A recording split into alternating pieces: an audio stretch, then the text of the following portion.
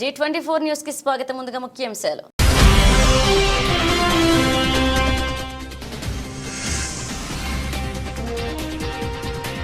Delhi CM Arvind Kejriwal సంచలన వ్యాఖ్యలు.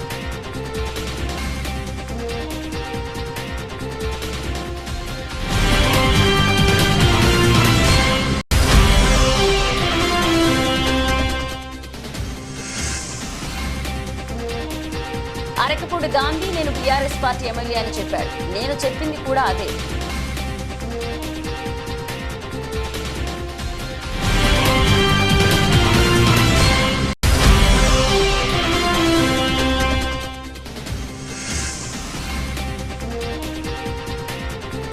నాగార్జున సాగర్ ఎడమ కాలువ ఆయకట్టు రైతుల తీవ్ర ఆందోళన.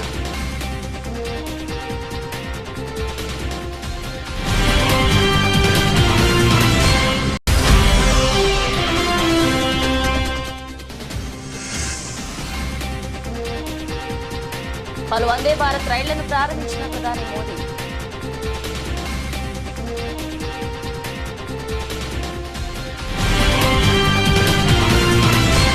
ఆడపిల్లలకి కనీస భద్రత వస్తువులు కల్పించాలని ప్రభుత్వాలు దేనికోసం?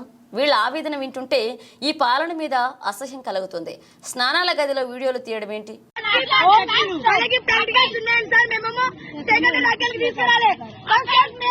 రాత్రి మాట్లాడుకున్నా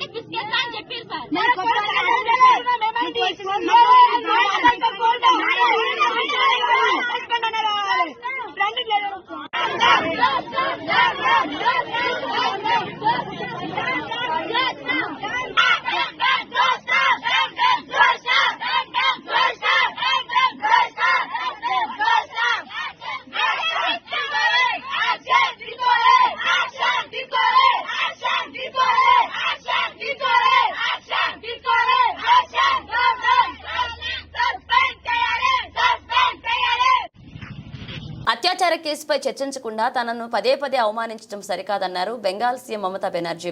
జూడాలపై అసంతృప్తి వ్యక్తం చేశారు. తన ఇంటి ముందు వర్షంలో నిరసన చేస్తున్న వారితో ఆమె మాట్లాడారు. మొన్న కూడా చర్చలకు వస్తామంటే 2 గంటలు వెయిట్ చేశా. ఇప్పుడు మీటింగ్కు రాకుండా ఇంటి ముందు నిరసన చేస్తున్నారు.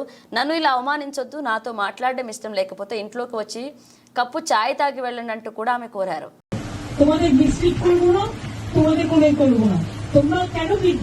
আমি 2 ঘন্টা তোমাদের জন্য দাঁড়িয়ে আমিও দিচ্ছি।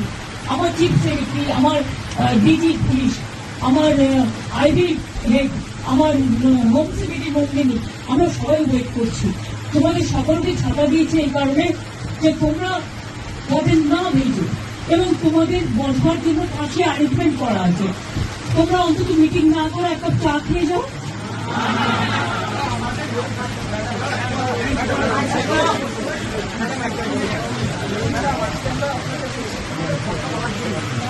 এসো না, আসছে না কেন? ভেতরে ঢুকছে না কেন?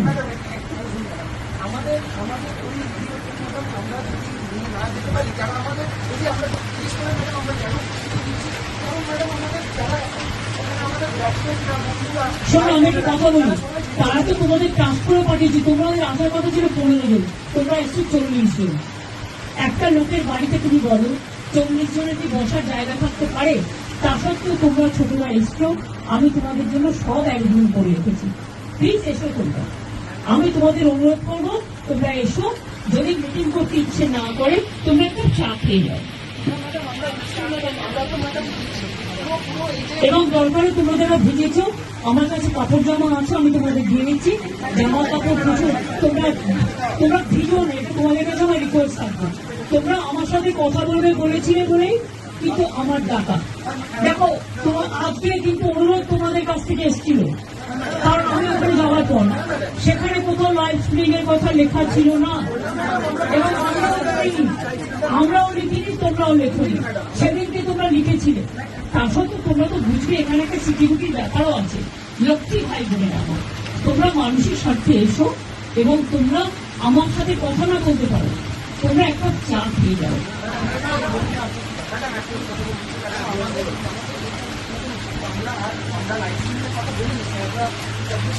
আমি তো তোমাকে বলেছি যেহেতু কোর্টে ব্যাপারটা বিচারাধীন আছে, তোমাদের মিনিটস আমি করে দেবো, মিটিং এর మినిట్స్ করে দেবো পুরো। హైదరాబాద్ బ్రాండ్ ఇమేజ్ ని దెబ్బతీస్తే ఉక్కుపాదం మోపుతామన్నారు. తెలంగాణ ఉద్యమ సమయంలోనూ స్థానికతపై కాంగ్రెస్ అనుచిత వ్యాఖ్యలు చేయలేదని హెచ్వైడి ఇన్ఛార్జ్ మంత్రి పొన్నం ప్రభాకర్ అన్నారు. శనివారం గాంధీ భవన్లో మంత్రి మాట్లాడారు. ఆంధ్ర తెలంగాణ అంటూ ప్రజల మధ్య చిచ్చు పెట్టొద్దన్నారు. హైదరాబాద్ బ్రాండ్ ఇమేజ్ ని దెబ్బతీస్తే ఉక్కుపాదం మోపుతామన్నారు. బీజేపీ సహాయంతో ప్రజాప్రభుత్వాన్ని కూల్చేయాలని బీఆర్ఎస్ పన్నాగం పన్నుతోందంటూ కూడా మంత్రి పొన్నం ప్రభాకర్ మండిపడ్డారు. తెలంగాణ బిడ్డను అంటా ఉన్నాడు. మేము అధికారంలో ఉన్నామనే మాట కానీ లేకపోతే ఇంకో అంశం కాదు. మేము కూడా తెలంగాణ ఉద్యమం సందర్భంగా తెలంగాణ ఉద్యమము, తెలంగాణ ఏర్పాటు ప్రజల ఆకాంక్ష, తాత ముత్తాతల నాటి కోరిక, దానికోసం పోరాడుతూ కూడా ఎన్నడూ కూడా హైదరాబాదులో ఉండేటువంటి వాళ్ళకు సంబంధించినటువంటి విషయం లోపల ఎప్పుడు కూడా విపరీత వ్యాఖ్యలు చేయలేము మేము కానీ మా పార్టీ నాయకత్వం కానీ. చంద్రశేఖరరావు గారే చేసినారు. మాది బిర్యానీ, మీది పెండగూడెం, లేకపోతే మీకు రాక్షసులు, రావణ, లంక అనేక సందర్భాల్లో మాట్లాడినటువంటి అన్ని జ్ఞాపకం చేస్తూ ఉన్నాం ఇవాళ కేటీఆర్ గారికి. మళ్ళీ నిన్న మీ శాసనసభ్యుడు మాట్లాడిన వీడియోను మరొకసారి కేటీఆర్ గారికి మీ ద్వారానే పంపిస్తూ ఉన్నాం. మాట్లాడేటప్పుడు ఒళ్ళు దగ్గర పెట్టుకొని మాట్లాడాలి. ఎక్కడో విజయవాడలో, గుంటూరులో జన్మించి ఆడికే ఇక్కడికి వచ్చి పెత్తనం చేస్తే నడవదని తొడగొట్టినటువంటి వాళ్ళు ఎవరు, వాళ్ళ గురించి నేను మాట్లాడదలుచుకోలే. కానీ అవన్నీ తెలియకుండా ఎలా నిన్న మీ గాంధీ, మీ పార్టీ శాసనసభ్యుడే ఏం చెప్తా ఉన్నాడు, పార్టీ ఖరాబ్ అయిపోతూ ఉంది, ఖరాబ్ అయిపోయింది, ఎందుకు ఖరాబ్ అయిందో సమీక్ష చేసుకోమంటుండు.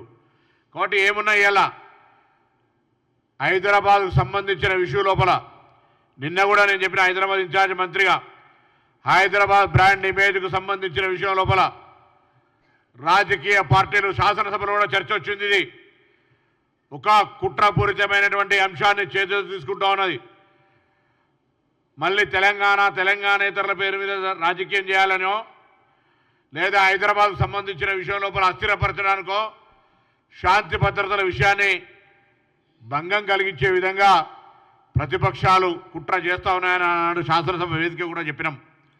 అటువంటి సంఘటనలకు పాల్పడితే నిన్ననే గౌరవ ముఖ్యమంత్రి గారు 3 కమిషనర్లకు, మేము కూడా హైదరాబాద్ సంబంధించిన కమిషనర్తో సమీక్ష చేసి ఎవరైనా తప్పుకు చేస్తే ఎంతటి వారైనా ఏ రాజకీయ పార్టీ అయినా ఉపేక్షించొద్దు, ఉక్కు పాదం పెట్టాలని చెప్పినాం. శాంతి భద్రతల విషయంకి వస్తే ఫ్రెండ్లీ పోలీస్ అయినప్పటికీ కూడా లా అండ్ ఆర్డర్ ఇష్యూ వస్తే చాలా కఠినంగా వ్యవహరిస్తామనే మాట మరొక్కసారి కూడా తెలియజేస్తూ ఉన్నాం. అది ఎవరైనా లా అండ్ ఆర్డర్ ఇష్యూ వస్తే. విశాఖ స్టీల్ ప్లాంట్ ప్రైవేటీకరణ కాకుండా కాపాడడమే తమ ధ్యేయమని టీడీపీ రాష్ట్ర అధ్యక్షుడు పల్లా శ్రీనివాసరావు అన్నారు. కార్మికుల దీక్షా శిబిరాన్ని ఎంపీ భర్తతో కలిసి ఆయన సందర్శించారు.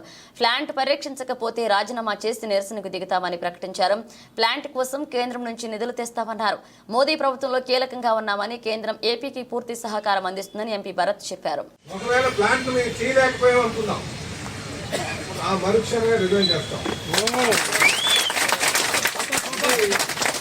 చెప్పేది ఎందుకంటే ఇందులో రాజకీయాలు లేవు. మేము ఏదైతే ఈ ప్లాంట్ పరిరక్షిస్తామని చెప్పేసి గత 5 సంవత్సరాలుగా మేము పోరాటం చేసాం, ముందుకు వెళ్ళాం. ఇందులో మళ్ళీ ఈరోజు అధికారం వచ్చింది కనుక ఇంకోటి ఏదో ఆలోచన చేస్తున్నామన్న ఆలోచన మీరు ఎవరు పెట్టుకోవద్దు. నా ముందున్నటువంటి లక్ష్యాలు మీకు చాలా క్లియర్గా చెప్తున్నాను. నా ముందున్నటువంటి లక్ష్యాలు ఏంటంటే, ఒకటి ప్లాంట్ పరిరక్షించడం లేదా రిజైన్ చేసి ఇక మీతో కూర్చోవడం.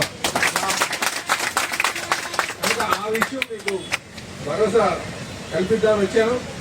గతంలో కూడా నేను ముఖ్యమంత్రి గారితో కూడా చెప్పాను, మా జాతీయ ప్రధాన కార్యదర్శి గారు కూడా చెప్పాను. నాకు ప్లాంట్ పరిరక్షించిన ప్రధానమైనటువంటి ధ్యేయం, నాకు అంతకన్నా పెద్ద కోరిక లేదు. నేనేం చెప్పినా ఖచ్చితంగా చేస్తానని చెప్పడం జరిగింది. ఖచ్చితంగా ముఖ్యమంత్రి గారికి కూడా రెండో ఆలోచన లేదని ఈ సందర్భంగా తెలియజేస్తూ ఈ ప్లాన్ పరిరక్షించడం బాధ్యతగా ధ్యేయంగా ముందుకు వెళ్తాం. అయితే ఈరోజు చాలా అనారోగ్య పరిస్థితుల్లో ఉంది. ఏ విధంగా ఇమీడియట్గా త్వరగతిని పని తెచ్చుకోవాలని చెప్పేసి కనుక నేను ఖచ్చితంగా త్వరలోనే కేంద్రం నుంచి నిధులు తీసుకొస్తామని చెప్పేసి ఈ సందర్భంగా తెలియజేస్తూ నాకు ఈ అవకాశం ఇచ్చినందుకు మీ అందరూ కూడా పేరున నమస్కారం తెలియజేస్తున్నాను. నమస్కారం. విజయవాడ నగరంలోని కాండ్రిక బోస్ నగర్ జర్నలిస్ట్ కాలనీలో పర్యటించిన మున్సిపల్ శాఖ మంత్రి నారాయణ విజయవాడ సిటీలో వరద నీరు దాదాపు తగ్గిపోయింది. ఇక రేపటి కల్లా మొత్తం 32 వార్డులు సాధారణ స్థితికి వస్తాయన్నారు మంత్రి. ఇక వరద నీటితో ఇళ్లలో చాలా బురద ఉంది. అన్ని వీధుల్లో ఫైర్ ఇంజన్లు ఏర్పాటు చేసి క్లీనింగ్ చేయిస్తున్నామన్నారు. అందరికీ నమస్కారాలండి. అందరికీ తెలిసిందే బుడమేరు దగ్గర బీచ్ పట్టు 3 బీచ్లు, దానివల్ల విజయవాడ నగరంలో 32 డివిజన్లు, పక్కనున్న విలేజ్లు కొన్ని వాటర్లు మెర్జ్ అయిపోయినాయి. ఆ మెర్జ్ కూడా 10 అడుగులు 9 అడుగులు 8 అడుగులు ఇలా అయిపోయి ఇవాళకి యాక్చువల్గా ఇవాళ ఆల్మోస్ట్ 14 రోజులు పూర్తి అయిపోయింది. అయితే ఫస్ట్ 10 రోజుల్లో దాదాపు మెజారిటీ ఆల్మోస్ట్ కంప్లీట్ చేసాం. ఎక్కడ మిగిలిపోయిందంటే సాయిబాబా టెంపుల్ ఉండే ఆ ఏరియాస్, జర్నలిస్ట్ కాలనీ, దాని పక్కన ఉన్న ఒక 10 వీధులు. అయితే ఒక స్పెషల్ ఆపరేషన్ చేసి యాక్చువల్గా దీని మీద ఆ యొక్క నిన్న 10 వీధుల్లో ఏదైతే వాటర్ ఉందో నిన్న సాయంకాలం పూర్తి అయిపోయింది. నిన్న మార్నింగే చెప్పా సాయంకాలం కల్లా పూర్తి చేస్తామని. ఆ విధంగా అధికారులు చేశారు. వాళ్ళందరూ నేను అప్రిషియేట్ చేస్తున్నా. అయితే జర్నలిస్ట్ కాలనీలో కూడా నీళ్లు తీసేయాలని నిర్ణయించుకున్నాం. అయితే తీయాలంటే పైనుంచి ఫ్లో అవుతుంది. ఆ ఫ్లో పోయేతడికి ఒక కట్టేసి ఇంకొక కెనాల్ డ్రైన్లోకి తవ్వేతడికి చేయమని ఇప్పుడే ఆదేశించారు. అది కానీ సక్సెస్ అయితే ఇవాళ నైట్కి జనరల్ కాస్ట్ కాలనీ కూడా పూర్తిగా నిండిపోతాయి. ఈ సాయిబాబా నగర్లో అవన్నీ కూడా పోయినాయి. అయితే ఇక్కడంతా బుడద ఇళ్లలో ఇప్పుడే చూస్తే నేను ఒక్కొక్క ఇంట 4 ఇంచులు 3 ఇంచులు 2 ఇంచులు బుడుతుంది, రోడ్లలో ఉంది. ఇప్పుడే కమిషనర్ గారికి చెప్పా, ఫైర్ వాళ్ళతో మాట్లాడాను. ఫైర్ ఇంజిన్లు ఉండే అన్నీ మొత్తం ఇక్కడ పంపించుకున్నా. ఎన్ని ఉంటే పంపించి ఒక్కొక్క వీధిలో ఒక్కొక్క ఫైర్ ఇంజిన్ పంపించి వాళ్ళ సాయంకాలం కల్లా బుడద 100% తీసేసేటట్టుగా ఇళ్లలో కానీ రోడ్లలో కానీ. తర్వాత సైడ్ డ్రైన్స్లో యాక్చువల్గా కొంత సిల్ట్ ఉంది ఇచ్చాను. ఈ ఏరియాలో వాళ్ళకి morning to evening water release చేయమన్నా. అంటే జనరల్గా మార్నింగ్ ఒక 2 hours, ఈవినింగ్ 2 hours ఇస్తారు మున్సిపాలిటీ వాళ్ళు. అలా కాకుండా ఈ ఏరియాలో వరకు 2-3 రోజులు మార్నింగ్ నుంచి ఈవినింగ్ దాకా కంటిన్యూస్ వాటర్ ఉండేటట్టుగా చేయమని ఆదేశించాను. నేను అందరూ రిక్వెస్ట్ చేసేది ఏంటంటే ట్యాప్లు ఊటి తిప్పేసి వదిలేద్దరు రిక్వెస్ట్ చేస్తున్నా. ఎందుకంటే మీకు ఆల్మోస్ట్ 24 hours ఇస్తున్నారు కాబట్టి రేపు మార్నింగ్కి మొత్తం 30 విలేజ్లు కావచ్చు అని నార్మల్ స్థితికి వస్తాయి. అయితే ఇక్కడ ఎన్యూమరేషన్లో కొందరు ఏమంటున్నారంటే, సార్ ఎన్యూమరేషన్కి మా ఇంటికి వచ్చారంట, మేము వెళ్ళాం తాళం వేసి వెళ్ళిపోయాం.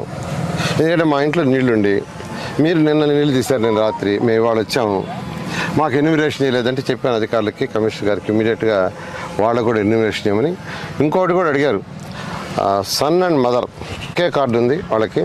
అయితే మదర్ వేరే సన్ వేరే, వేరు ఇళ్లలో ఉన్నారు, వేరు డోర్ నెంబర్లు, వేరు ఎలక్ట్రిసిటీ. అటువంటి ఉన్న వాళ్ళకి కూడా ఎన్యూమరేషన్ ఏమైనా యాక్చువల్గా అధికారులకు ఆదేశించారు. ఆ విధంగా ఈరోజు ఫీల్డ్లో తిరగటం వల్ల చిన్న పాయింట్స్ కూడా ఏదైతే అడుగుతున్నాయో అవన్నీ అధికారులు చెప్తున్నా, అధికారులు కూడా వెంటనే స్పందిస్తున్నారు. ఒక 3 రోడ్లని యాక్చువల్గా కొట్టేయడం జరిగింది.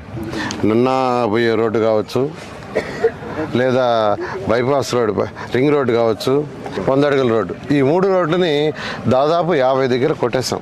కొట్టుకుంటే యాక్చువల్గా ఈ నీళ్ళని దాదాపు ఒక 61, 62, 63, 64 వీటిలో ఇంకట్టే ఉండిపోయి ఇంకా 15 రోజులు నేను పోవు.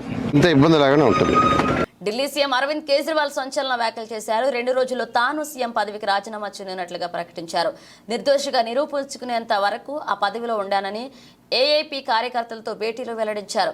మహారాష్ట్రతో పాటే నవంబర్లో ఢిల్లీలో ఎన్నికలు నిర్వహించాలని తాను అగ్ని పరీక్షకు సిద్ధంగా ఉన్నట్లుగా స్పష్టం చేశారు. ప్రతి వీధికి ఇంటికి వెళ్లి తాను నిర్దోషినైతేనే ఓట్లేయాలని ప్రజలను అడుగుతా అన్నారు. मैं दिल्ली की जनता से पूछना चाहता हूं, मैं देश की जनता से पूछना चाहता हूं कि क्या केजरीवाल ईमानदार है कि गुनहगार है। दोस्तों, 2 दिन के बाद, आज से 2 दिन के बाद मैं सीएम की कुर्सी से इस्तीफा देने जा रहा हूं।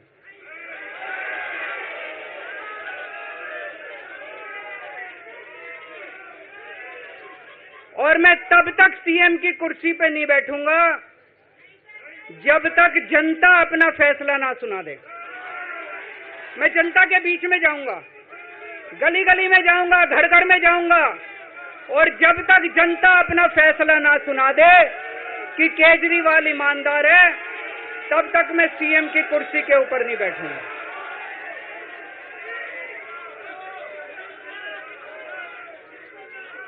आज से कुछ महीने बाद चुनाव है, दिल्ली के चुनाव है। मैं जनता को निवेदन करना चाहता हूं, अपील करना चाहता हूं, अगर आपको लगता है केजरीवाल ईमानदार है, मेरे पक्ष में वोट दे देना। अगर आपको लगता है केजरीवाल गुनहगार है, मेरे को वोट मत देना। आप अगर मेरे को अपराध का एक एक वोट मेरी ईमानदारी का सर्टिफिकेट होगा। अगर आप मेरे को वोट देके जिताओगे और अगर आप कहोगे कि केजरीवाल ईमानदार है, तो चुनाव के बाद उसके बाद जाके मैं सीएम की कुर्सी पे बैठूंगा, तब तक मैं सीएम की कुर्सी पे नहीं बैठूंगा।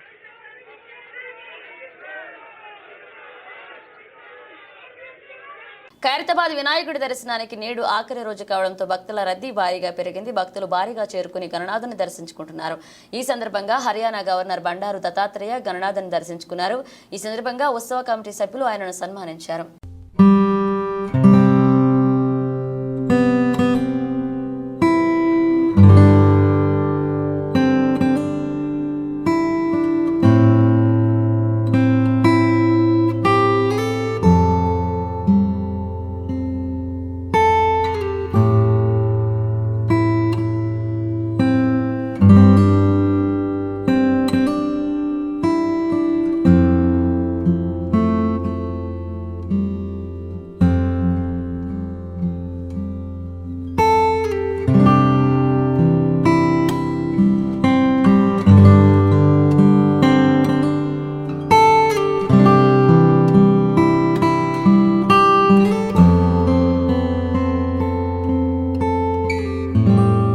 పరిపాలించడం కాంగ్రెస్ కు వెన్నతో పెట్టిన విజయాన్ని హైదరాబాద్ ఇన్ఛార్జ్ మంత్రి పొన్నం ప్రభాకర్ అన్నారు. శాంతి భద్రతలను ఎలా కాపాడుకోవాలో తమకు తెలుసు అని, రాష్ట్రంలో శాంతి భద్రతలకు ఎవరు భంగం కలిగించినా అది తమ పార్టీ వాళ్లైనా కేటీఆర్ అయినా కఠిన చర్యలు తీసుకుంటామన్నారు. ఘర్షణలకు బ్రేక్ ఇచ్చి నిమజ్జనం అయ్యే వరకు ఆగండి అన్నారు. గణేష్ మహారాజ్ కు కాబట్టి గణేష్ మహారాజ్ కు సంబంధించి తప్ప ఇంకోరు పేరు ప్రస్తావిస్తే పొరపాటు అవుతుంది. కాబట్టి జై బోలో గణేష్ మహారాజ్ కి, జై బోలో గణేష్ మహారాజ్ కి. నేను మళ్ళీ చెప్తా ఉన్నా 10 సంవత్సరాల అధికారంలో ఉన్నోళ్ళు 10 నెలల్లోనే అసహనానికి గురై శాంతి భద్రతలకు భంగం కలిగిందని ప్రజల్లో విశ్వాసం సన్నగిల్లే విధంగా మాట్లాడితే పొరపాటు అవుతుంది. 10 సంవత్సరాలు పరిపాలించారు. ప్రతిపక్షంలో ఉన్నవాడు అధికారంలో ఉన్నవాడి కంటే ఎక్కువగా శాంతి భద్రతలు కాపాడడానికి సహకరించాల్సిన అవసరం ఉంటుంది. కానీ శాంతి భద్రతలు ఉండొద్దు, రాష్ట్రం అల్లకల్లోలం కావాలి, ఘర్షణలకు నిలయం కావాలని కోరుకుంటున్నట్టు అనిపిస్తుంది వాళ్ళు మారు మాట్లాడుతుంటే. ఇదే అంశం మీద శాసనసభలో చర్చ జరిగింది. ఆ రోజు నేను కూడా మాట్లాడినా. హైదరాబాద్ బ్రాండ్ ఇమేజ్కి దెబ్బ తగిలే విధంగా కొంత కుట్ర జరిగేటువంటి విధంగా వ్యాఖ్యలు కనిపిస్తూ ఉన్నాయి. ఫ్రెండ్లీ పోలీస్ అయినా శాంతి భద్రతలకు సంబంధించి ఉక్కు పాదం వేసి కఠినంగా వ్యవహరించాలనే ఆదేశాలు కూడా ఇచ్చాం. నిన్న కూడా 3 రోజుల కింద city police commissioner, Hyderabad collector అందరం కూడా హైదరాబాద్ కలెక్టరేట్లో సమావేశం పెట్టి చెప్పడం జరిగింది. ఈ 17-18 తారీఖు దాకా ఎటువంటి రాజకీయ ప్రకటనలు, సమావేశాలు, ఎటువంటి కార్యక్రమాలు జరగకుండా నిమజ్జనంకు సంబంధించిన దాని మీద ప్రత్యేకమైనటువంటి చర్యలు తీసుకోమని కోరుతా ఉన్నాం. రాజకీయపరమైనటువంటి పార్టీ ఫిరాయింపులకు సంబంధించి న్యాయస్థానంలో ఉంది. ఆ అంశానికి సంబంధించిన న్యాయస్థానము శాసనసభ వేదికగా జరిగే అంశం మీద మీరు ఒకవేళ నిజంగానే రాజకీయపరమైన విమర్శలు చేసుకొని కొట్లాడుకోదలుచుకుంటే వినాయక నిమజ్జనం తర్వాత చేసుకోండి, కొంతసేపు విరామమని కోరుతూ దయచేసి ఎవరు కూడా ఇంక్లూడింగ్ కేటీఆర్తో సహా ఇంక్లూడింగ్ కేటీఆర్తో సహా అందరికీ తెలియజేస్తా ఉన్నాం. దయచేసి నిశ్చింతగా ఉండండి. పరిపాలించే తాకత్ మీ ఒక్కరికి ఉందనుకోవద్దు. కాంగ్రెస్ పార్టీకి వెన్నతో పెట్టిన విద్య పరిపాలించడము, శాంతి భద్రతల్ని కాపాడడం. నేను హైదరాబాద్ ఇన్ఛార్జ్ మంత్రిగా ఉన్నాను. తప్పకుండా శాంతి భద్రతలకు సంబంధించి ఎవరు భంగం కలిగించినా, నా పార్టీ నీ పార్టీ లేదు, ఎవరు ఇచ్చినా బరాబర్ కఠినంగా వ్యవహరించమని ఆదేశాలు ఇచ్చినాం. చూస్తుంటే వాళ్ళ ప్రకటనలు చూస్తుంటే ఎవరికైనా అట్లా అనిపిస్తుంది. 10 ఏళ్ళు పరిపాలించినోడు 10 ఏళ్ళు అదే అవన్నీ జరుగుతాయి. దాన్ని బయట చెప్తారా ఇంటెలిజెన్స్ రిపోర్టర్ను? చెప్తాను. ఎప్పుడు ఏ యాక్షన్ తీసుకున్నా తీసుకుందాం. అరకపూడి గాంధీ ఇప్పుడు ఇలా గణేష్ నిమజ్జనం అంటుంటే కూడా మళ్ళీ అట్లనే రేపు లేదా టైం ఎడిపోతా నేను జై బోలో గణేష్ మహారాజ్ కి జై బోలో గణేష్ మహారాజ్ కి అందరూ సహకరించండి. రేపు అందరూ రండి. అందరు కార్యకర్తలు. బీఆర్ఎస్ సీనియర్ నేత నాగం జనార్దన్ రెడ్డిని పార్టీ వర్కింగ్ ప్రెసిడెంట్ కేటీఆర్ పరామర్శించారు. ఇటీవల అనారోగ్యానికి గురైన నాగంను కలిసి ఆరోగ్య పరిస్థితి గురించి అడిగి తెలుసుకున్నారు. ఆరోగ్య విషయంలో పలు జాగ్రత్తలు తీసుకోవాలన్నారు. ఈ సందర్భంగా ఉమ్మడి మహబూబ్నగర్ జిల్లా రాజకీయాలపై నాగంతో కేటీఆర్ కాసేపు చర్చించారు.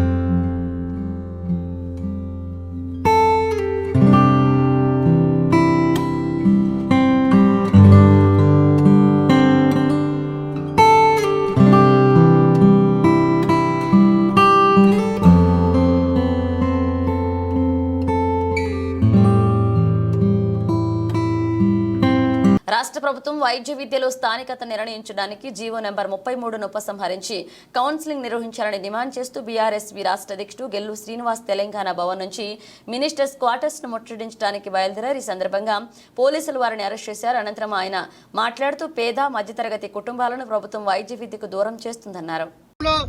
మంత్రి రాజనరసింహ గారు ఇవాళ తెలంగాణ విద్యార్థులకు లోకల్లో ఉండాల్సిన తెలంగాణ విద్యార్థులు, తెలంగాణ పుట్టిన వాళ్ళు, ఇక్కడ చదువుకున్న వాళ్ళందరూ కూడా ఇవాళ వేరే రాష్ట్రాల్లో ఇంటర్మీడియట్ చేసిన వాళ్ళు తెలంగాణ మెడికల్ కౌన్సిల్ అటెండ్ అయితే నాన్ లోకల్ గా పరిగణిస్తూ జీవో నంబర్ 33 తీసుకురావడాన్ని బీఆర్ఎస్ ఆధ్వర్యంలో మేము తీవ్రంగా వ్యతిరేకిస్తా ఉన్నాం.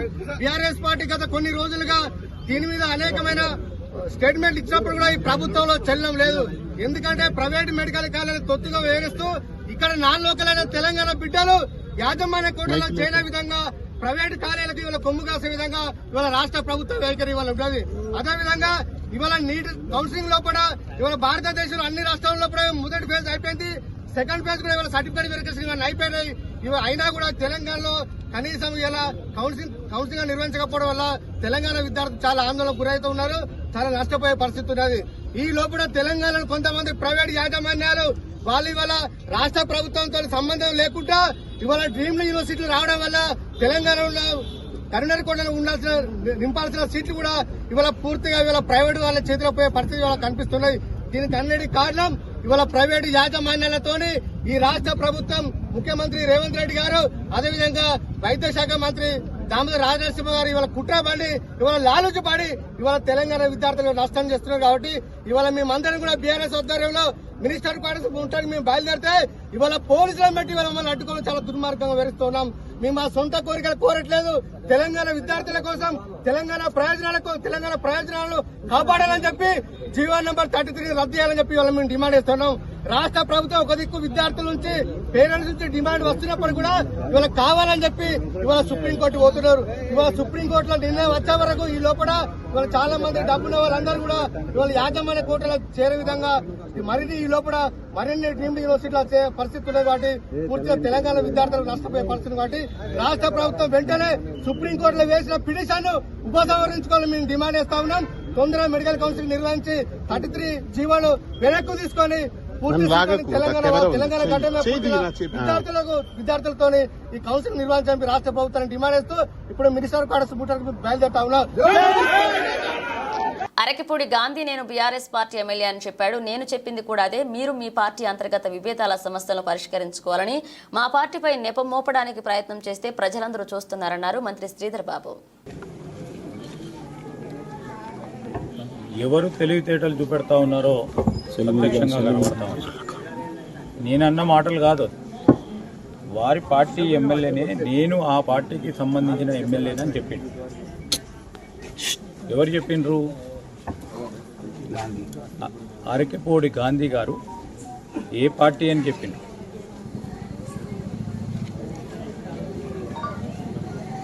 ఈరోజు వారు మాటలు మీకు సంబంధించిన అంశాల విషయంలో మీరు తలదూర్చుతున్నట్టు మేము తలదూర్చు.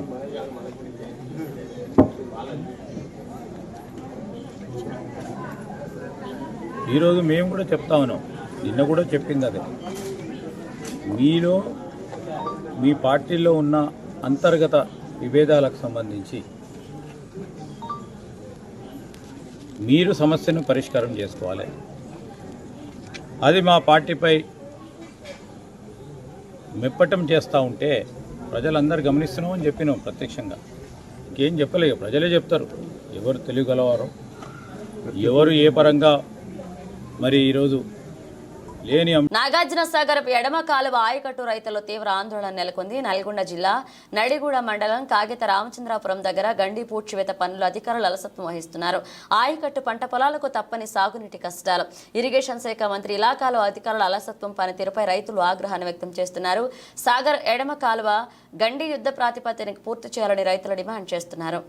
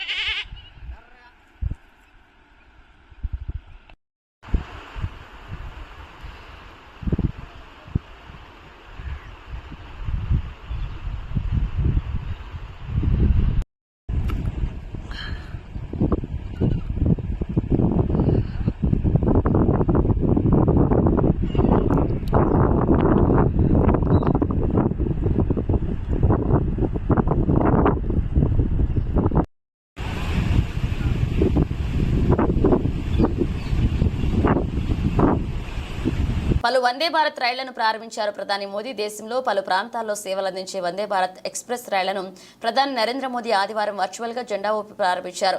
ఈ రైళ్ల టాటానగర్, పాట్నా, బ్రహ్మపూర్, టాటానగర్, రూర్కేలా, హౌరా, డియోగర్, వారణాసి, బాగల్పూర్, హౌరా, గయా, హౌరా వంటి 6 కొత్త మార్గాల్లో సేవలందించనున్నాయి.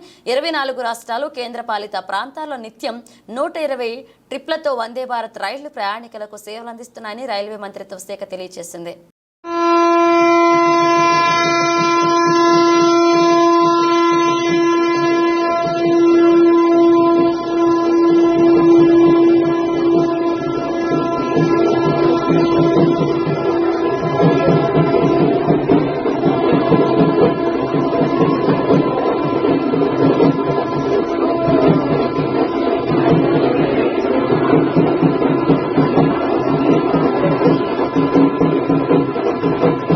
తెలంగాణ పీసీసీ చీఫ్ గా ప్రమాణ స్వీకారం చేసిన మహేష్ కుమార్ గౌడ్ ప్రమాణ స్వీకారానికి హాజరైన CM Revanth Reddy, deputy CM బట్టి విక్రమార్క, మంత్రి పొన్నం ప్రభాకర్.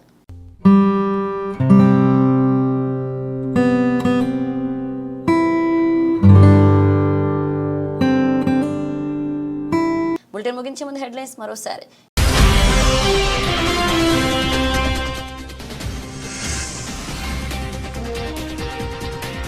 ఢిల్లీ సీఎం అరవింద్ కేజ్రీవాల్ సంచలన వ్యాఖ్యలు.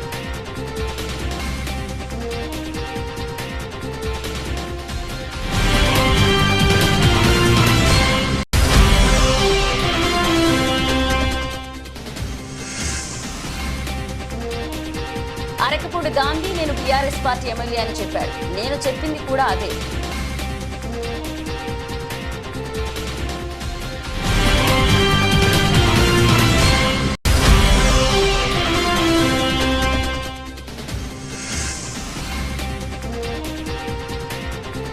నాగార్జున సాగర్ ఎడమ కాలువ ఆయకట్టు రైతుల తీవ్ర ఆందోళన.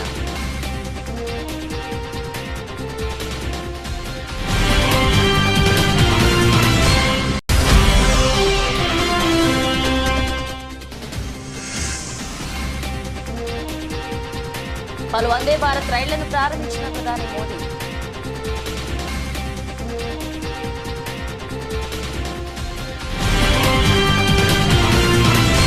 ఇవి బులెటిన్ అప్డేట్స్. మరిన్ని అప్డేట్స్తో మళ్ళీ కలుద్దాం.